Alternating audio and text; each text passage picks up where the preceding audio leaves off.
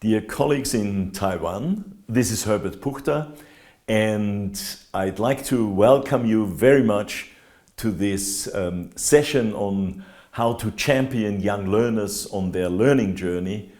5 things to know about developing thinking skills in ELT.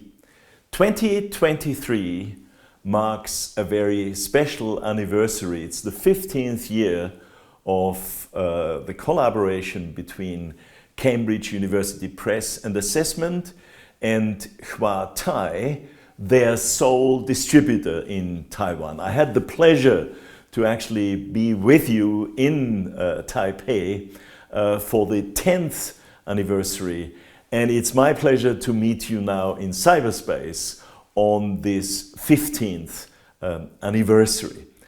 I'd like to start this session by telling you a little anecdote. It was the middle of January here in Austria. I'm actually talking now from my study here, from my home in Austria.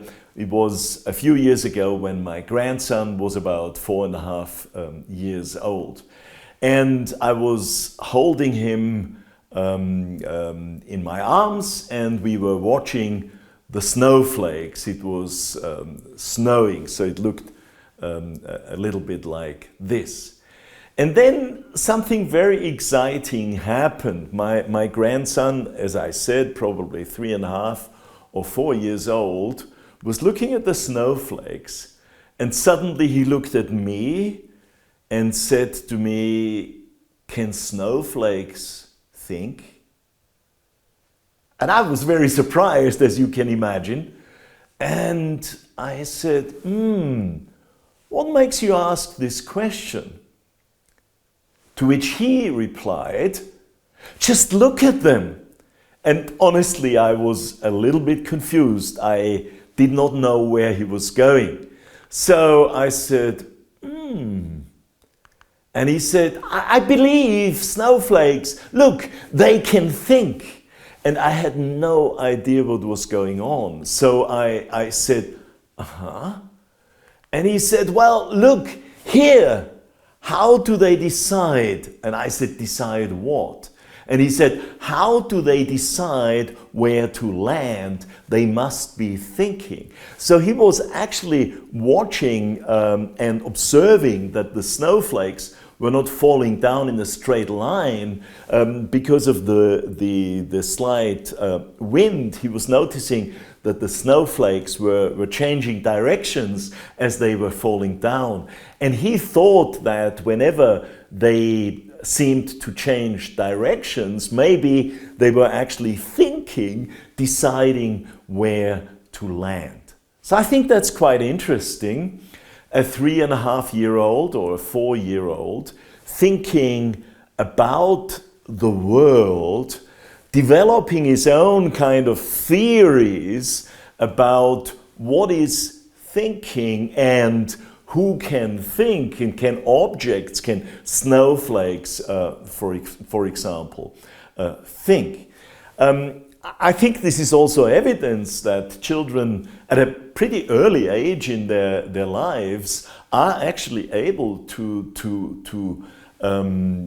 think in an almost philosophical way. Obviously, this was carried out in my grandson's mother tongue, German, and I translated this into English. So we cannot expect, of course, our young learners in our foreign language classrooms to be able to express their thoughts like that.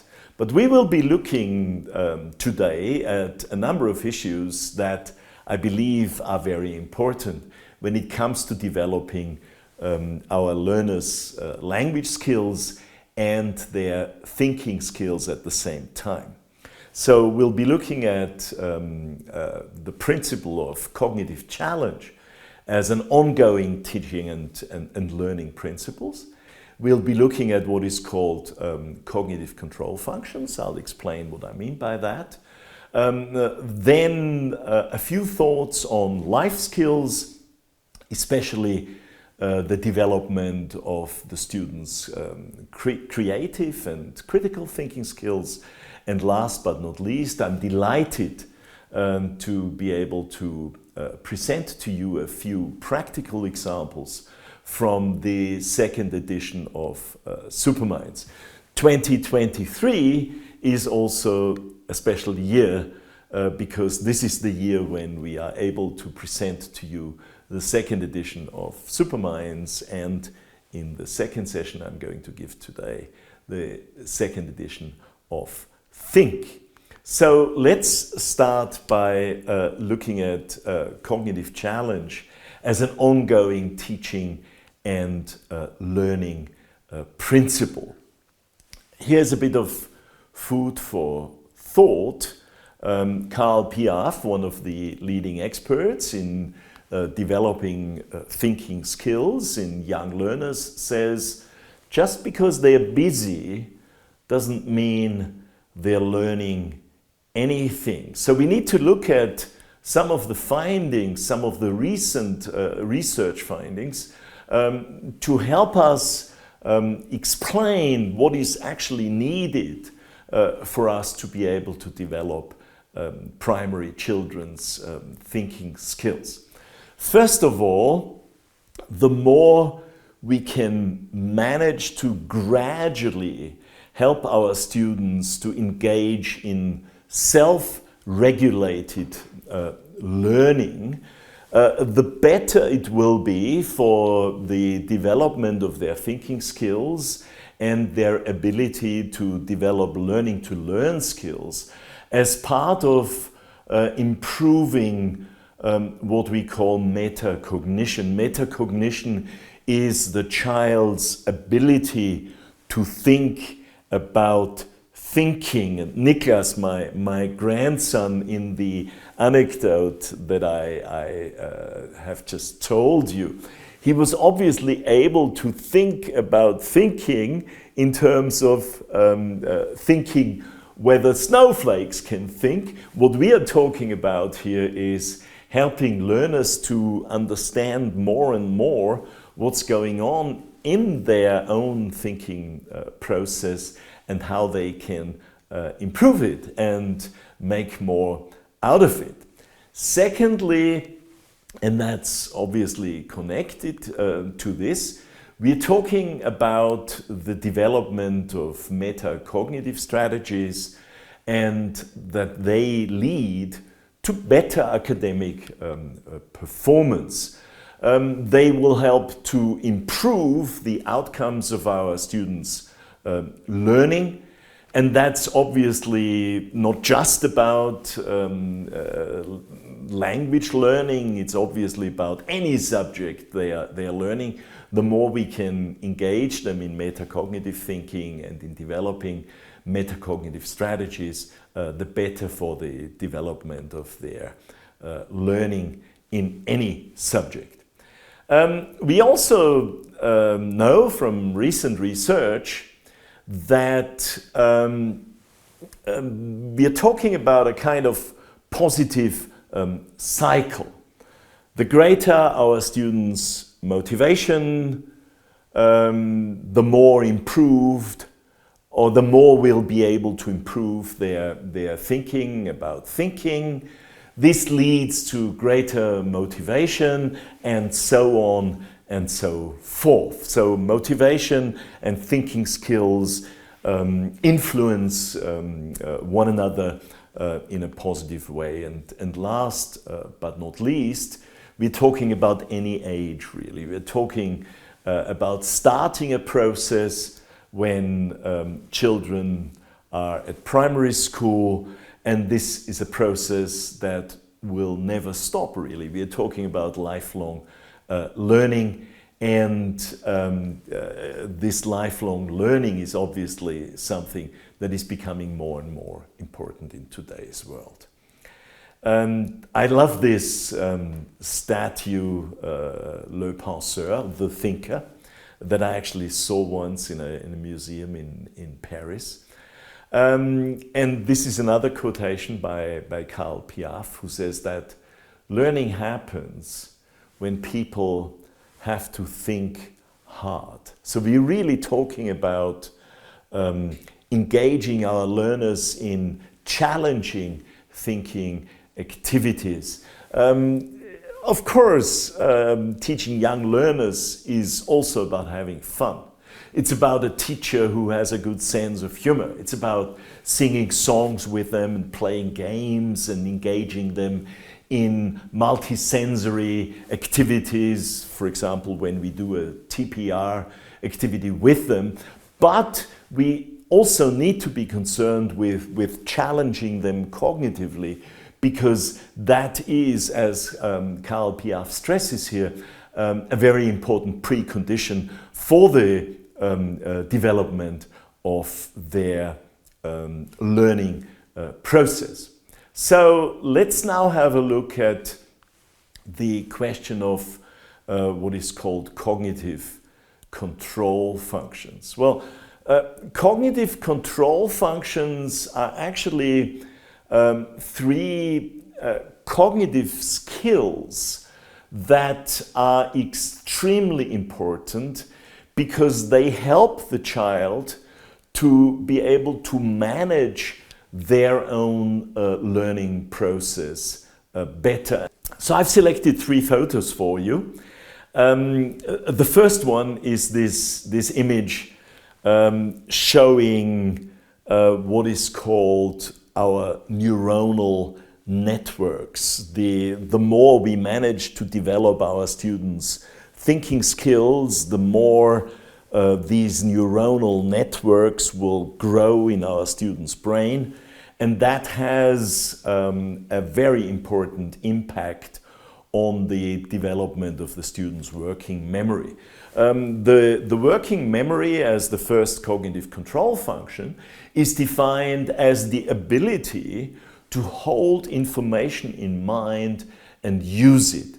So what I'm talking about is not our students' long-term memory. That is, of course, also extremely important. But what we are talking about here is their working memory. In other words, this is needed not, for example, for our students' ability to remember vocabulary in their long-term memory. It's something very, very different. So I'd like to ask you for a moment to just think of your learner's learning process and think of language learning phases where a well-developed working memory is essential. I wonder what comes to mind. Well, I can give you a number of examples. Imagine your students are actually reading a sentence. If the sentence is a little bit longer, it means that while they're reading the sentence, they need to hold in their working memory the beginning of that sentence, because otherwise, if they can't remember what the beginning of the sentence was, they will not be able to understand the full sentence. Or if your learners are carrying out a little conversation, they're doing a little role play, and their partner has just said something to them, they need to remember and hold this memory of the sentence the partner has just said to them in their working memory, because otherwise they will not be able to answer it appropriately. And the same is true. The same is true in terms of the student's working memory being extremely important about other skills when it comes to development of their writing skills, when it comes to development of their listening skills. They need to be able to hold information in their mind and work with it, so to speak.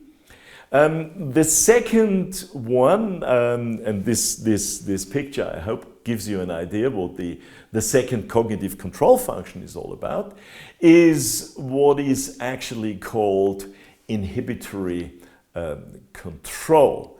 And the definition of inhibitory control would be it's the ability to master thoughts and impulses so as to resist temptations, distractions, and habits, and to pause and think before acting. When children start going to school, or when they start going to pre-primary schools, they are still very, very impulsive. They are often not able to resist temptations. We need to help them and train them and develop their ability to resist temptations. We need to help them to learn to listen and learn that they cannot just always speak. They have to listen to the teacher, they have to listen to their classmates, and they have to learn to pause and think before acting, and also they have to learn to think before speaking. So this obviously takes time. And the third cognitive control function, that is about cognitive flexibility, the capacity to switch gears and adjust to changing demands, priorities, or perspectives. For example, when you ask your learners, they've just been engaged in an activity, and then you want them to stop and to focus, and you're giving them new instructions, so they need to adapt to that. They need to stop thinking about what they've just been doing, and they need to be in the here and now of the teaching process to be able to carry out a new activity. So here's an overview over these three cognitive control functions: the student's working memory, their inhibitory control, and cognitive flexibility. I have written for Cambridge University Press a white paper called Cognitive Control Functions in Language Learning. If you now scan this QR code, you can actually download it from the internet. I hope this works for you. It's I think 24-page publication that gives you an overview of the theory behind cognitive control functions, and it also gives you a number of practical examples for the teaching of young learners, both at pre-primary school, at primary school, and also teenagers and even young adults. So if you're interested, download this publication, please. I'd like to show you a number of practical activities now. The first one is on developing students' working memory training, and this sample activity is actually called the N-back task. So what is this N-back task all about? It's on the one hand a nice activity that helps to revise lexical sets, new vocabulary, and on the other hand it helps to develop students' working memory. Of course, if we were now in a seminar room or in a lecture theatre, I could carry this activity out with you, but I hope to be able to describe it to you in such a way that you can immediately do it in your classroom. So what we do is we present to our students a sequence of items. It could be letters, could be words, it could even be chunks of language. It could be 2 or 3 item lexical chunks, and we are showing them a word or a chunk of language one at a time. The students watch, they focus their attention, and they have to indicate, for example by clapping their hands, whether the item they can see on the screen is the same item that they were shown n items ago. So, for example, let me give you one example. If this was n is minus 1, so the students are watching a sequence of words, they will only see one at a time. I'm just giving you an example now, and then I'll show you how it really works in practical terms. So the first word is blue, then the first word goes away, then I would show them the next word, green, and they have to clap their hands if a new word is exactly the same word as the previous one. So if the next word is green, they now have to clap their hands, okay? Minus 1. Red, they don't clap their hand. Pink, they don't clap their hands. Red again, no hand clapping. But now, red, they would clap their hands, okay? So let's have a concrete example now. So it would be cornflakes, avocado. Obviously, they don't clap their hand. But now they clap their hand. Next word, cornflakes, no hand clapping. Muesli, no hand clapping. Ham, nothing. But then ham again, and they clap their hands. Eggs, they have to clap again. And that's the activity done. Now let me show you the same activity. Now n is minus 2. So they need to, that's already more challenging, isn't it? They need to remember and they need to find out whether the word they can see is the same as the word they saw not the previous time, but one before. So they have to go back 2 in their working memory. So here we start.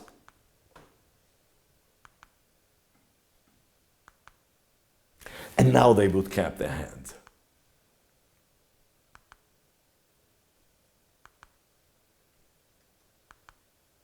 They would clap their hand again, wouldn't they?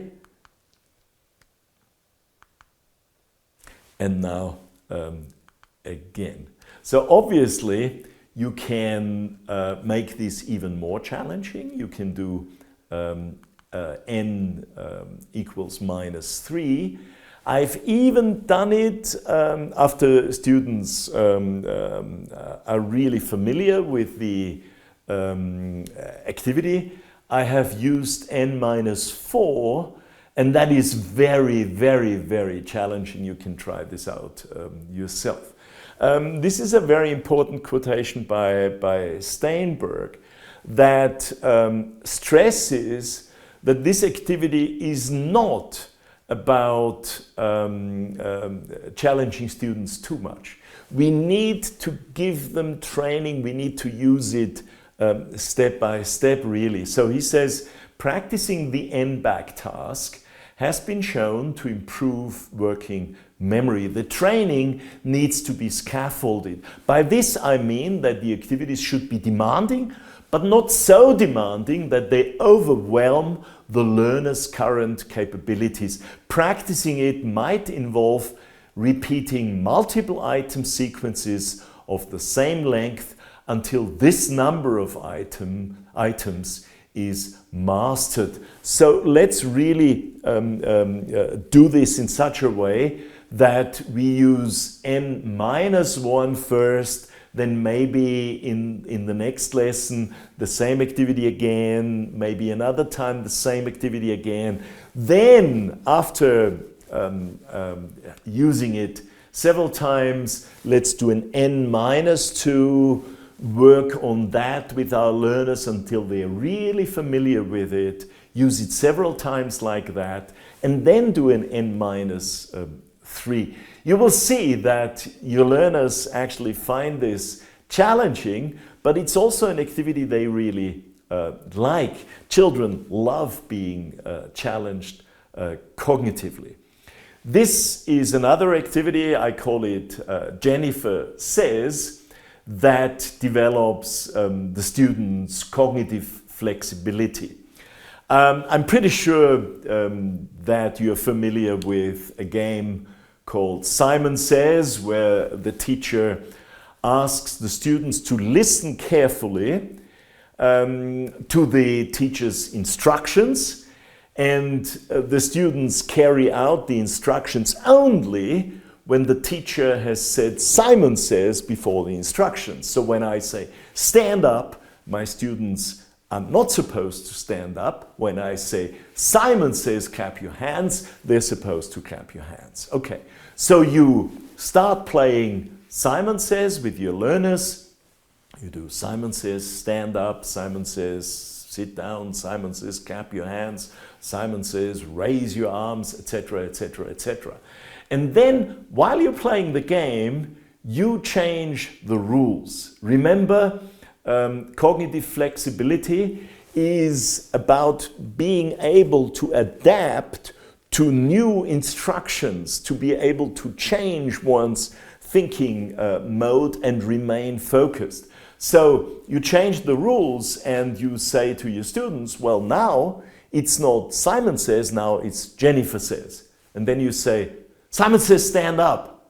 And of course some of them will stand up and will make a mistake because they have not adapted to the new rule. They are still thinking the game is Simon Says. So they have to wait for you to say, Jennifer Says clap your hands, for example, and then they carry out the instructions. You can carry on like that, and you can add new names. So not just Jennifer Says, you can go back to Simon Says, or you can have Tom Says, what have you. It's a very popular game that children love and cognitively very, very challenging. Now, let's talk about inhibitory control training for a moment. I'm going to show you a sample activity in a minute. This is also called mindfulness training, or some people talk about creative visualization. Here a number of examples of what you could do with your students. You could ask your students to close their eyes and to listen to all the sounds they can hear from outside the classroom. They might hear some street noise, they might hear some people talking while they're walking down the corridor. They might hear all kinds of noises from outside of the classroom. Then ask them to become aware of the sounds they can hear from inside the classroom. Often it's a child starting to giggle, and they can hear that. They can hear faint noises from inside the classroom. And then ask them to focus on themselves and to observe their own breathing as they breathe in and as they breathe out. So that just helps them to focus, it helps them to become more mindful, it helps them to stay with themselves, so to speak, and it helps them not to get distracted so easily. I'm going to show you an example from the second edition of Superminds now. This is from Students Book 1, and those of you who worked with the first edition of Superminds know this kind of activity. Students are asked to close their eyes. They are asked to listen and imagine while they're listening to the speaker, and later they're drawing their own picture, and then the teacher encourages them to, for example, work with a partner or present their picture to the whole class and talk about their picture, or they can ask and answer questions about their pictures. Let me just play to you the audio for this listening activity. Page 68. 1. Listen and imagine. Then, draw your picture. Close your eyes and listen. Imagine your perfect Sunday. You're in bed, sleeping, but it isn't much fun. You get out of bed, but what do you do? Do you play soccer with friends? Do you ride your bike or ride a horse? Do you play a board game or watch TV? Do you go skiing or go surfing? There are lots of things you can do.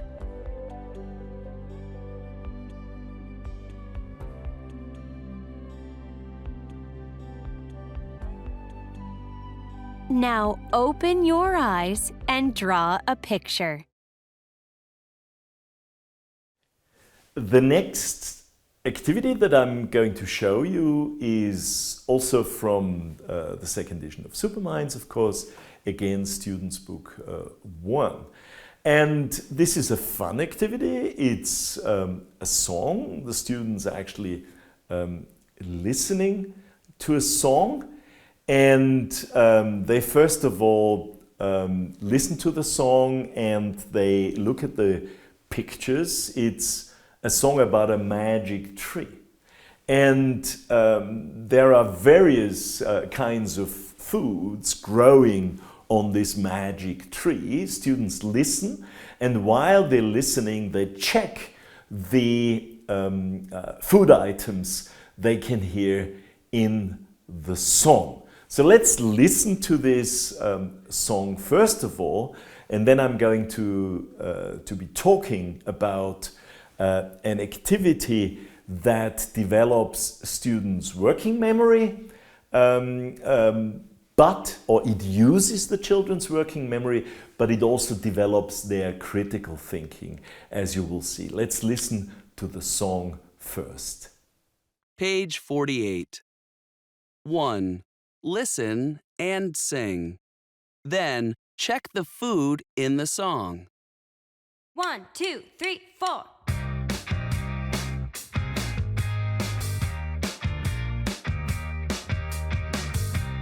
I have a magic tree with lots of things to eat. I have a magic tree, let's go and get a treat. Pick an ice cream from the tree. Pick an orange from the tree. Pick an apple from the tree. It's there for you and me.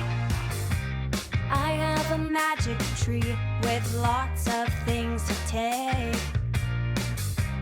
I have a magic tree, let's go and get a cake. Pick an ice cream from the tree. Pick an orange from the tree. Pick an apple from the tree. It's there for you and me. I have a magic tree.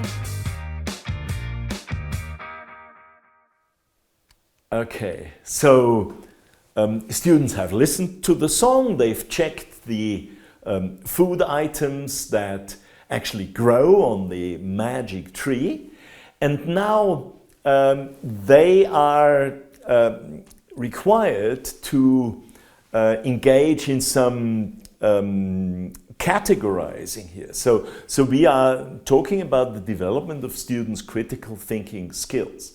So we are using this Venn diagram for students to remember which food grows on the magic tree. That's what they have to write in the part of the Venn diagram that that has the blue tint. Then they are writing into the section with the yellow tint. They're writing the kind of foods that grow on real trees. And then they have to remember, so they have to use their working memory and their ability to think critically.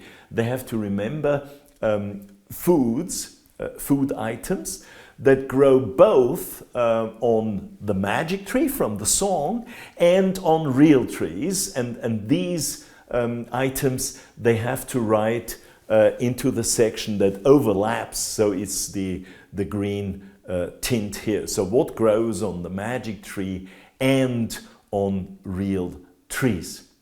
As you can see, what we have here is an icon, this C here, and the icon can actually stand for both the Cambridge Life Competencies Framework, so activities that are in line with the Cambridge Life Competencies Framework, and also activities that develop students' cognitive control functions. So the children in their students' books and in their activity books, they can only see one type of icon, but you, for your own information, in the teacher's guide you will find two different kinds of icons. As I've said here, this is not important for the children to be able to differentiate between life skills and cognitive control functions activities.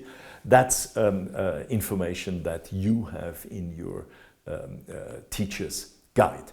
Let's talk briefly about the Cambridge Life Competencies or Life Skills Framework before we engage in looking at examples of developing creative and critical thinking in the primary ELT classroom. So this is a chart that is part of a publication that you can again download from the internet on the Cambridge Life Competencies Framework for the young learners classroom. And as you can see, when it comes to developing life competencies, we're talking about a range of different areas. Creative thinking, I'll be talking about this a little bit more. I'll also give you a definition of this in a moment. The students' critical thinking, which is about identifying patterns and relationships, about evaluating ideas and use these skills to solve problems. As you have just seen with this one example that I showed you, the Venn diagram. Then learning to learn, developing practical skills to support and take control of their learning and reflect on their own progress. The next one is communication, which is obviously at the very core of what we do with our young learners.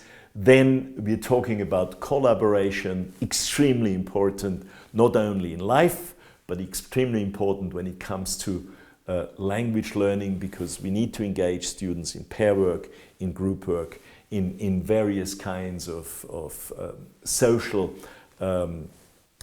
formats of activities. We are also talking, of course, about social responsibilities.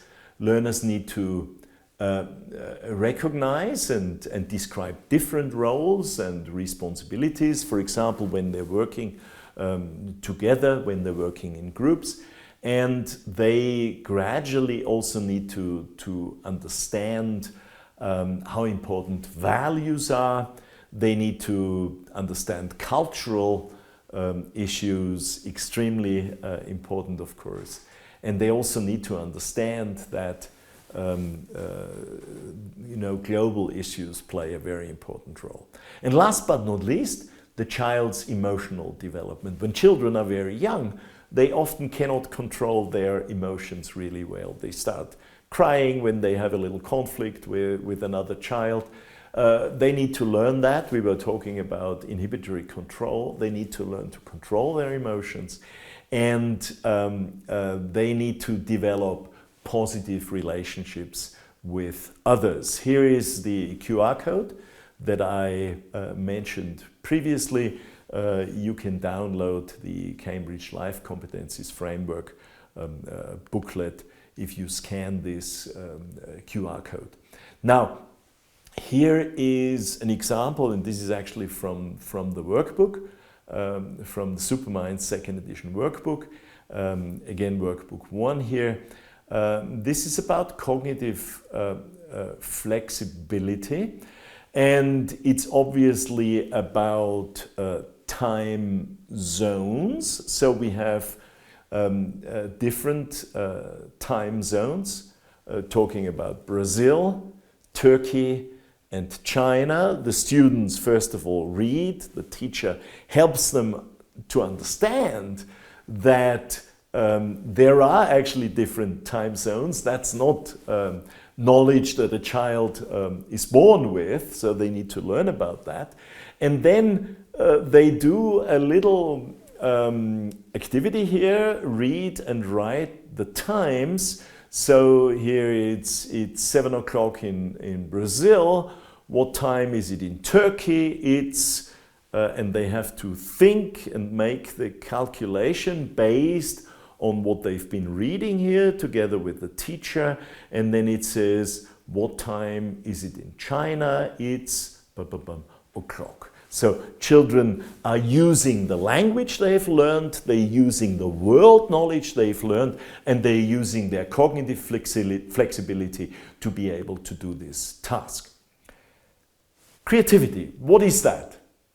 Very interestingly, we all know, we can all tell creativity when we see it, but there is actually not one agreed on definition on what creativity really is. I'm using definitions from Ken Robinson's book, Out of Our Minds, to try and explain what creativity is all about. Ken Robinson says that there are actually 3 ideas that come to mind when one thinks about creativity: imagination, creativity itself, and innovation. These 3 are distinctly different from one another, but somehow they feed on one another. So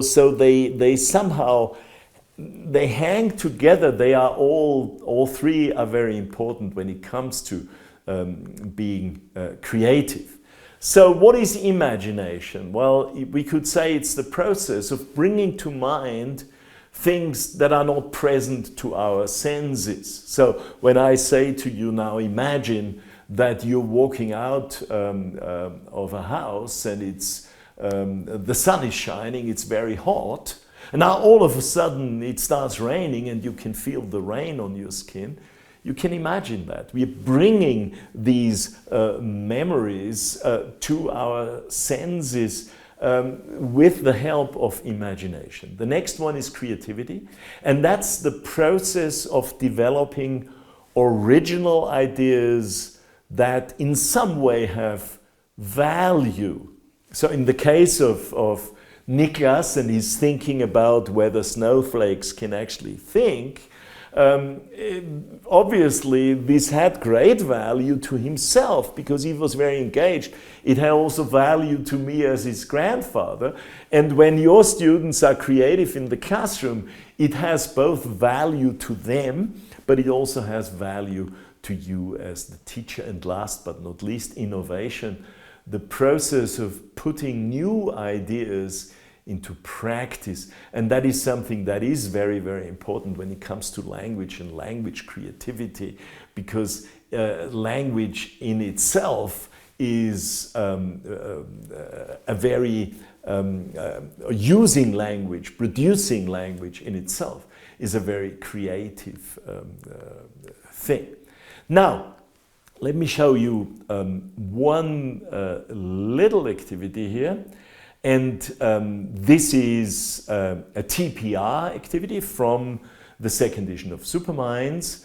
The title of this page is Do That. So children stand in a circle, if that's possible, in your classroom with the teacher. Otherwise, they just stand in their rows. And the teacher actually uses this to introduce various sentences here. So it would be take a piece of paper, and the teacher shows that. So the teacher says again, take a piece of paper. The students imitate the teacher's mime. Fold the piece of paper. The students imitate that. It's a plane. So the students imitate that. Then the teacher says, fly the plane. This is again being imitated by the teacher. And then the teacher says, where's the plane? Ouch! So that's something that the teacher does together with the learners. They do this several times. Until they are well familiar with these sentences, then the teacher would say the sentences again in true TPR, total physical response fashion. The teacher says the sentences again, does not give the students a model of actions, does not use mime and gestures. The students carry out the actions. And finally, in the third phase, the teacher would actually jumble the order of the instructions, and that is a good opportunity for the teacher to actually see that the students have really understood. And then what we want to do is we want to, maybe in the next lesson, when students have learned this language well, in the next lesson we would first of all repeat the TPR activity, maybe repeat it another time in the lesson after that, and then we encourage students to use the sentences, to use the language from the TPR activity and become creative themselves. First of all, we need to show them how to do that. We could do it in a way like it's shown here in this example, where it says take a piece of paper, cut the paper, it's a kite. So one student could give these instructions, and the other one would actually mime them, would use mime and gesture, and not a real pair of scissors and not a real piece of paper, would just carry them out. Or they could say, take a piece of paper, draw a butterfly, cut it out, and fly the butterfly, something like that. So students could use their own creativity to produce new language here, and of course students will be very eager to present their ideas to the class. So that's just one example from Superminds. There are many, many more activities in the second edition of Superminds that develop students' creativity. One very important strand of activities you will find in the second edition of Superminds. Some of you know this type of double page already. It's called Think and Learn.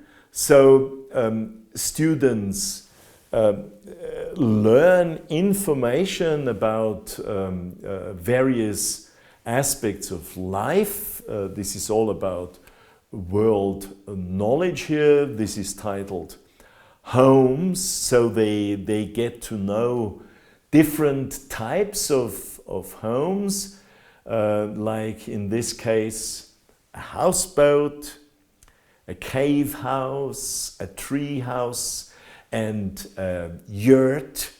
And then they read in activity number 2. First of all, in activity number 1, they listen and they point at these different houses. In activity number 2, They cover the photos in activity 1 and they ask and answer what's picture 1, what's picture 2, so that trains their working memory. Obviously, we've already mentioned that.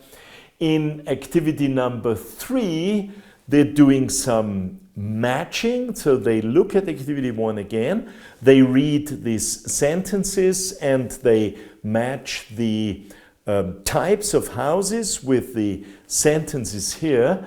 Then they look at a picture, they ask and answer each other questions, and last but not least, they have to design a house, and it could be a tree house, it could be a houseboat, what have you.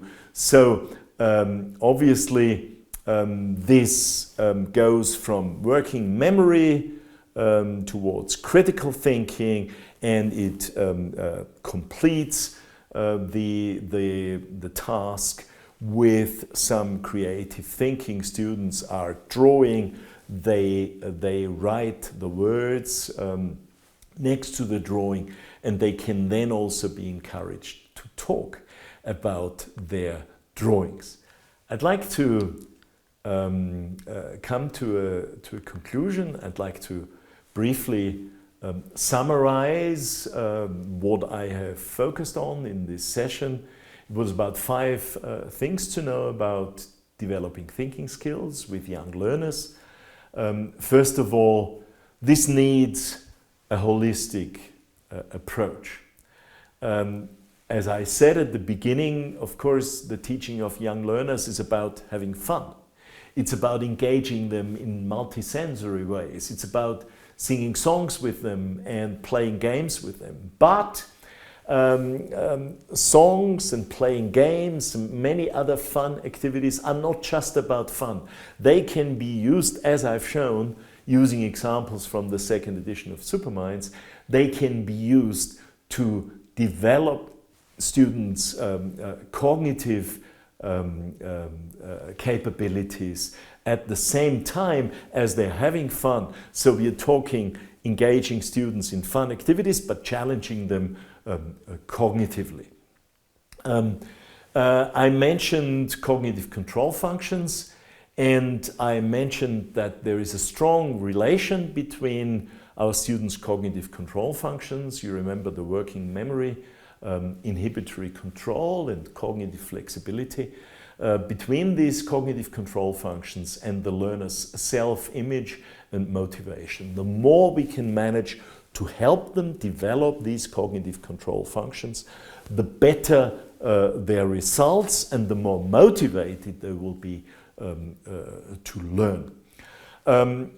Cognitive control functions, and that's something that I haven't mentioned yet, but it's important. They are not isolated, they are often interrelated, as you have seen in a number of my examples. So our students' working memory is often twinned with their cognitive inhibition. In other words, students will only be able to activate their working memory if they can sit still and if they can focus their attention. If they are distracted at the same time while trying to remember and focus their attention, they will not be very successful. So students who are good at focusing their attention often have a better working memory too. Number 4, some students, as we know, are a bit nervous about their learning. They are sometimes scared of making mistakes and taking tests.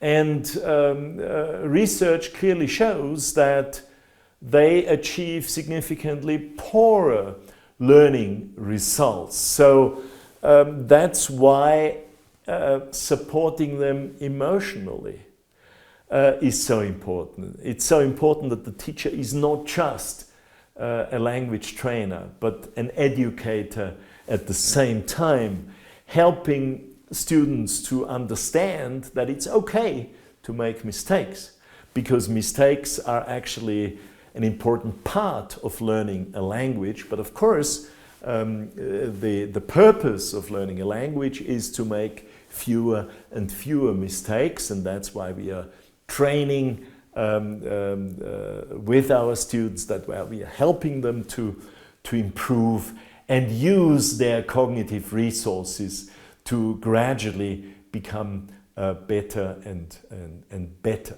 So what are the reasons for fear of failure leading to poorer learning results? Well, first of all, stress reduces the capacity of the working memory.